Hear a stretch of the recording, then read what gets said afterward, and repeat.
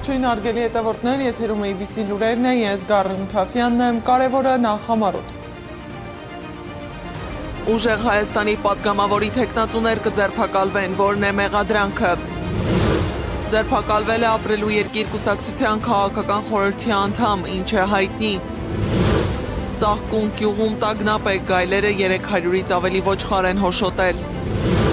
Լարված է եղել գիշերը Իրան-ԱՄՆ ճակատում, Իրանը հարձակվել է Քուվեյթում գտնվող ամերիկյան ռազմակայանի և Բահրեյնում ռազմածովային ուժերի 5-րդ նավատորմի օբյեկտների վրա։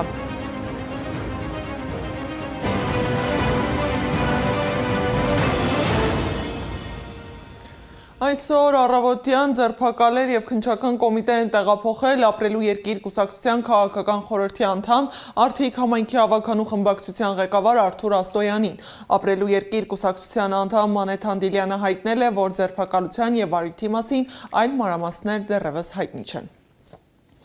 Կենտրոնական ընտրական հանձնաժողովն արդեն համաձայնություն է տվել Բարգավաճ Հայաստան կուսակցության պատգամավորի թեկնածուներ Գարուժ Մարզեցյանի, Էդգար Բոջուկյանի և Նաիրա Հարությունյանի նկատմամբ քրեական հետապնդում սկսելու և նրանց ազատությունից զրկելու վերաբերյալ ներկայացված միջնորդություններին։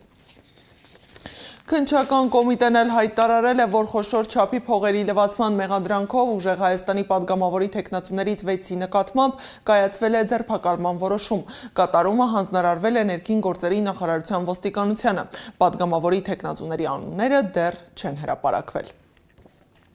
Այս գիշեր կենտրոնական ընտրական հանձնաժողովը քննել ու մերժել է Հանրապետություն կուսակցության դիմումը, որով պահանջում էին ուժը կորցրած ճանաչել ուժեղ Հայաստանի ընտրացուցակի գրանցումը։ Այսինքն Սամվել Կարապետյանի թիմը շարունակում է մնալ ընտրապայքարի մեջ և կմասնակցի ընտրությանը։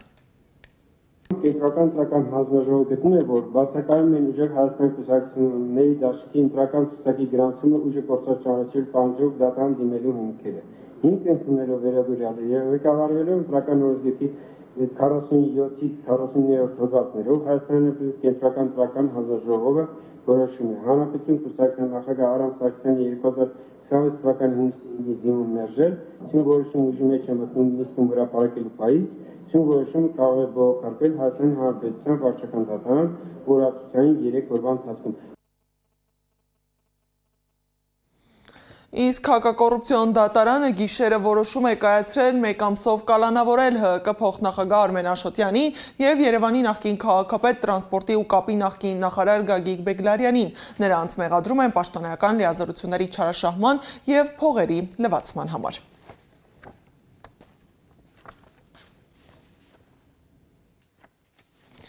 Կեսգիշերից Հայաստանում մեկնարկել է լռության օրը, խորհրդարանի ընտրությունից առաջ օրենքով սահմանված վերջին փուլը։ Վաղը Հայաստանում տեղի կունենա խորհրդարանի ընտրություն, որի արդյունքով կձևավորվի 9-րդ գումարման ազգային ժողովը։ Խորհրդարանում առնվազն 105 մանդատի համար պայքարում է 18 քաղաքական ուժ, 16 կուսակցություն և 2 դաշինք։ Խորհրդարան անցնելու համար կուսակցությունները պետք է հավաքեն առնվազն 4, իսկ դաշինքները 8% ձայն։ Ընտրությունը տեղի կունենա համամասնական ընտրակարգով և դրա արդյունքով կորոշվի ոչ միայն խորհրդարանի կազմը, այլև առաջիկա տարիների քաղաքական օրակարգը։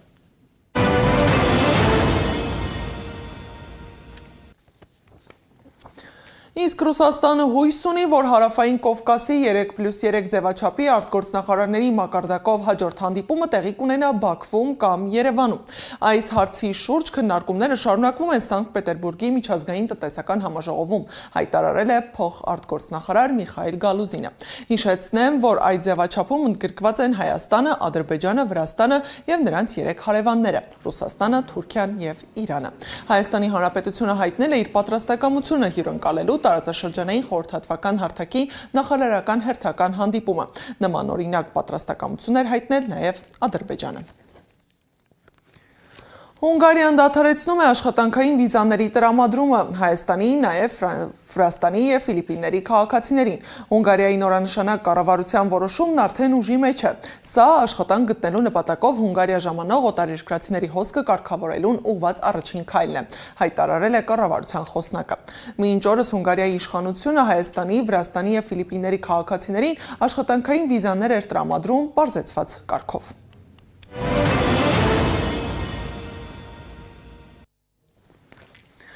Այսօր վաղ առավոտյան արտակարգ դեպք է տեղի ունեցել Գեղարքունիքի մարզում, գայլերը հոշոտել են 300-ից ավելի գառների։ Սևան խոշորացված համայնքի ծաղկունք բնակավայրի բնակիչը առավոտյան հերթական անգամ գյուղի բնակիչներին պատկանող ոչխարներին, գառներին, այդ թվում մայրացու արոտավայր տանելու ժամանակ է հայտնաբերել գոմում սատկած գառներին։ Ըստ Շամշյանի գյուղացիները պատմել են, որ նման խոշորամասշտաբ դեպք այդ գյուղում առաջին անգամ է եղել։ Եղել են դեպքեր, երբ 10-ից 30 ոչխար են գայլերը հոշոտել, բայց այս դեպքը, որի հետևանքով 300-ից ավելի ոչխարներ, այդ թվում մայրացու գառներ են սատկել, դեռ գյուղի պատմության մեջ չէր եղել։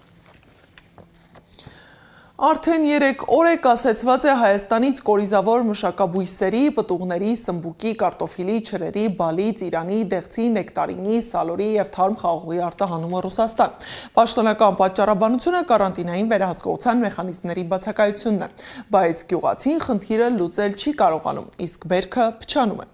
Շուկայում էլ լճացում է առաջացել, սա արդյոք տեխնիկական խախտումների հետևանք է, թե Հայաստանի և Ռուսաստանի հարաբերություններում տնտեսական ճնշումների հերթական դրսևորումը։ Մինչ պաշտոնյաները պարզաբանումներ են տալիս, հազարավոր գյուղացիներ արդեն հաշվում են հնարավոր վնասները։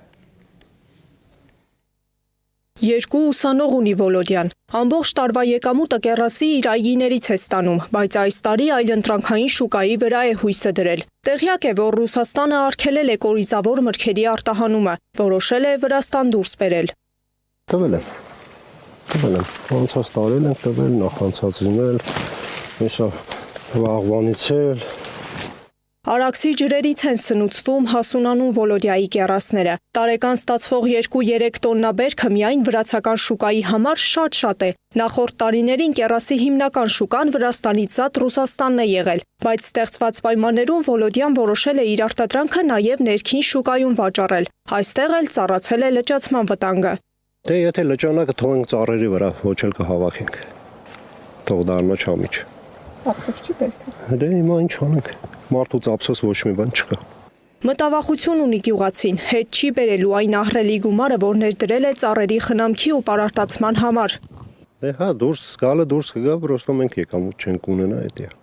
Իսկ լճացումն արդեն սկսվել է։ Սահմանից հետ եկող բեռնատարների պատճառով ելակն օրինակ շուկայում գրեթե կրկնակի էժանացել է։ Ջերմոցում լոլիկ եւ ելակ աճեցնողը ահազանգում է։ Իրանական շուկայից ներկրվող բանջարեղենից բացի մրցակցային շուկա է դուրս եկել բեռնատարներով ետ բերվող ապրանքը։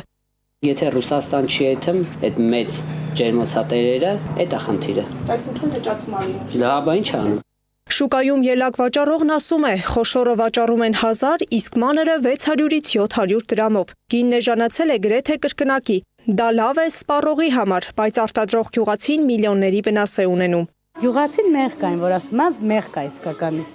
Չեն կարող դուրս անում իրանց ապրանքը, որ մի երկու կոպեկ փող աշխատեն։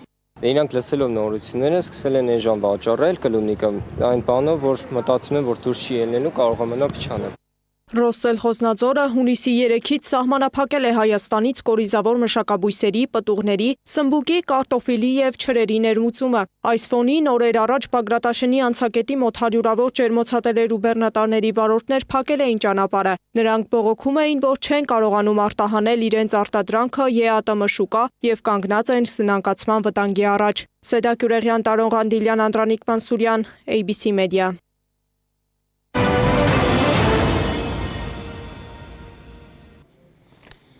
Քուվեյթի պաշտպանության նախարարությունը հայտնել է, որ հրթիռային և անօդաչուների հարձակումներ են հետ մղել։ Օդային տագնապի ազդանշան է հնչել նաև Բահրեյնում։ Ցախալի հարվածի պատճառով Լիբանանի բանակի զինծառայողներ են զոհվել, այդ թվում բարձրաստիճան սպա։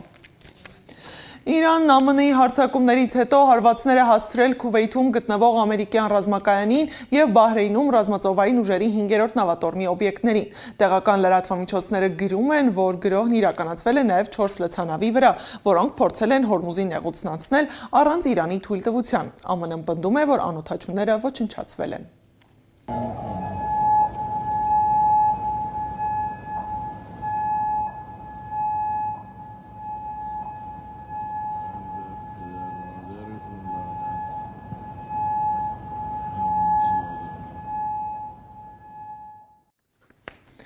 Ավելի վաղ Իրանի ռազմածովային ուժերը հայտնել էին, որ նախազգուշական նպատակներով մի քանի հրթիռ եւ անօդաչու սարք են արձակել Օմանի ծոցում գտնվող ամերիկյան ռազմանավերի ուղղությամբ։ Պաշտոնական Թեհրանը պնդում է, որ ԱՄՆ ռազմական նավատորմը խոչընդոտում է Հորմուզի նեղուցում բնականոն նավարկությանը, արգրավելով բեռնատար նավերն ու նավթային լցանավերը։ Ավելի վաղ ԱՄՆ բանակը հայտարարել էր, որ Հնդկական օվկիանոսում արգրավվել է պատժամիջոցների տակ գտնվող նավ։ Իսկ Թրամփը վստահ է, որ Իրանը ստիպված կլինի համաձայնության գնալ ԱՄՆ նախագահի խոսքով Իրանը պահպանել է իր հրթիռային զինանոցի մոտ 21-ից 22%։ Թեպետ ամերիկյան հարվածները լրջորեն թույլատրել են Իրանի ռազմական ներուժը, ոչնչացնելով հրթիռների եւ անօդաչուների արտադրության օբյեկտների մեծ մասը։ Թրամփը նաև քննադատել է նրանց, ովքեր պահանջում են արագ ավարտել հակամարտությունը, նշելով, որ նման դիմակայությունները հազվադեպ են ավարտվում մի քանի ամսում։ Իրանի անօդաչու սարքերի արտադրության գործարանների մեծ մասը շարքից դուրս է բերվել, արձակման հարթակների մեծ մասը ոչնչացվել է, հրթիռների արտադրությամբ զբաղվող ձեռնարկությունների մեծ մասն էլ ոչնչացվել է, սակայն որոշակի ներուժ նրանք դեռ ունեն։ Իրանական ղեկավարությունը դեռ չի համաձայնել Վաշինգտոնի հետ գործարքի իր ուժի եւ հպարտության պատճառով, սակայն Իրանը ստիպված կլինի համաձայնության գալ։ Նրանք ուժեղ են, նրանք հպարտ են, նրանք ստիպված կլինեն անել բաներ, որոնք երբեք չէին մտածի անել։ Նրանք ընտրություն չունեն, թեև դրա համար որոշ ժամանակ է պահանջվում։ Ես դրանով զբաղվում եմ ընդամենը 3 ամիս։ Վիետնամի պատերազմը տևել է 19 տարի։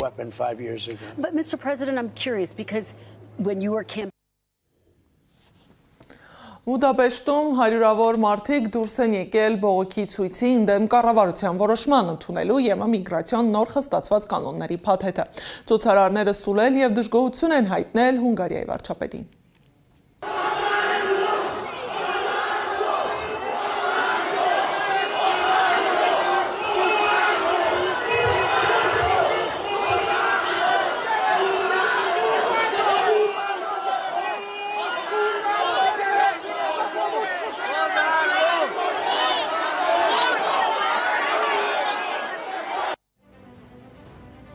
Այս ժամի համար նախատեսել էինք այսքանը, շարունակեք հետևել մեզ սոցիալական բոլոր հարթակներում, ABC լուրերի գլխավոր թողարկումը եթերում կլինի ժամը 18-ին, կհանդիպենք առայժմ։